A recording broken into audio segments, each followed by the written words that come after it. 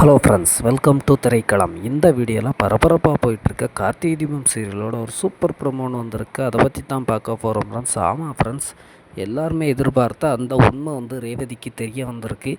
என்னன்னு பார்த்தீங்கன்னா, கார்த்திக்கோட பர்ஸில் இருந்து கீழே விழுந்த ஃபோட்டோவை ரேவதி எடுத்துட்டாங்க.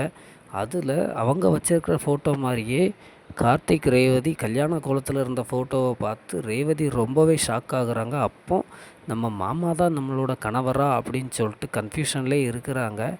ஆனால் நம்ம அம்மாட்ட கேட்கும்போது அம்மா இதை இல்லை, உனக்கு கல்யாணமே ஆகலை அப்படின்னு சொல்லிட்டு சொன்னது இவங்க ரேவதிக்கு கூட கொஞ்சம் குழப்பத்தை உண்டாக்கியிருக்கு.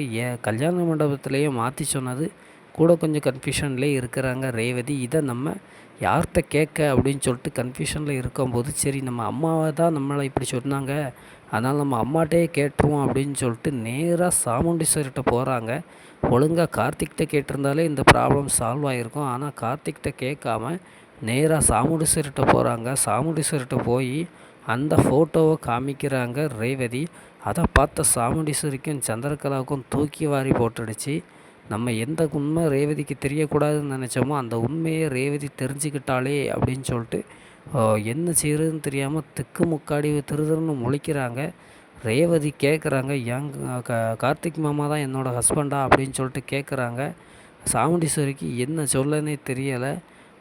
என்ன சொன்னால் ரேவதி சமாதானம் ஆவான்னு தெரியலை. மயில் எல்லாத்துக்குமே உண்மை தெரிஞ்சிடுச்சின்னு சந்தோஷப்படுறாங்க. என்ன நடக்க போகுது, சாமுண்டீஸ்வரி என்ன செய்ய போகிறான்னு முழு எபிசோடை பார்த்து தெரிஞ்சுக்கலாம்.